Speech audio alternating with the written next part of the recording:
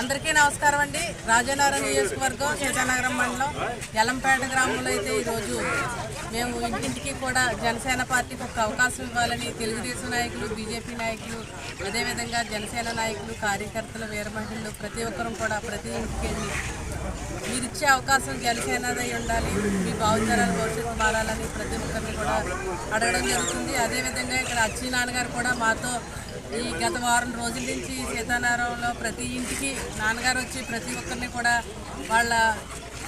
ప్రతి ఒక్కరిని కూడా మాతో పాటు ఓటు అడగడం కూడా మాకు చాలా సంతోషంగా ఉంది. ప్రతి ఒక్కరు కూడా తెలుగుదేశం జనసేన వైపే చూస్తున్నామండి. మేమందరం కూడా ఒక అవకాశం ఇవ్వడానికి మేము రెడీగా ఉన్నామని ప్రతి ఒక్కరు కూడా ముందుకొచ్చి మాకు చెప్పడం మాకు చాలా సంతోషంగా ఉంది. ఇప్పుడు వచ్చే పరిపాలన మంచి పరిపాలన రావాలి. ఇప్పటి వరకు ఈ 5 సంవత్సరాలు జనాలు ఎంతో కష్టాలు పడ్డారు. ఈ కష్టాల నుంచి విముక్తి రావాలంటే మన జనసేన, తెలుగుదేశం, బీజేపీ కూటమైతే రావాలి. మా ప్రజల కష్టాలు తీరాలని ప్రతి ఒక్కరు అడగడం జరుగుతుంది. ప్రతి ఒక్కరికి కూడా భవిష్యత్తు కార్యాచరణ చాలా బాగుంటుంది.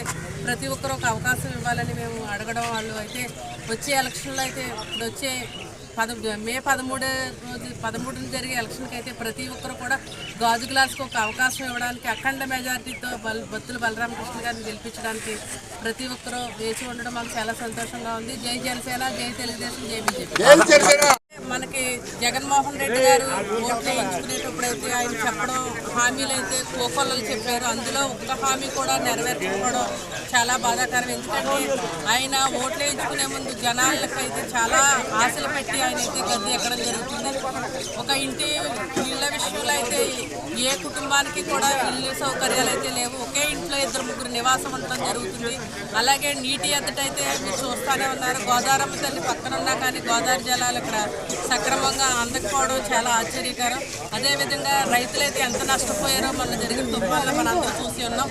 ఇప్పటికీ కూడా బటన్ నొక్కడం లేదు. అలా బటన్ నొక్కారు కానీ దానికి తగ్గ డబ్బులు కూడా ఎవరికి పడలేదు. అలాగే మొన్న దిగిపోయేటప్పుడు కూడా అతను బటన్ నొక్కడం జరిగింది. 18,000 ఇస్తానని అవి కూడా ఇప్పటికీ కూడా జరగలేదు. ఆయన ఇస్తానన్న అరాకొర డబ్బులు 2 సంవత్సరాలు అయితే ఇచ్చారు. కానీ అక్కడి నుంచి అయితే ఎవరికి ఏ విధమైన లబ్ధి ఎవరు పొందలేదు. అందరూ మోసపోయాము. జగన్ పరిపాలన అనేది ప్రతి ఒక్కరూ చెప్పడం జరిగింది. మనకి అభివృద్ధి అనేది ఫ్లెక్స్లోని, టీవీల్లోని కనిపిస్తుంది తప్ప గ్రామాల్లో అయితే అభివృద్ధి అయితే మాకు ఎక్కడ కనిపించలేదు. ఇప్పుడు వచ్చే పరిపాలనలో అభివృద్ధి కోసం అందరూ ఎదురు చూస్తూ గాజు గ్లాస్కి అవకాశం ఇవ్వడానికి అయితే ఎదురు చూస్తున్నారు. Thank you.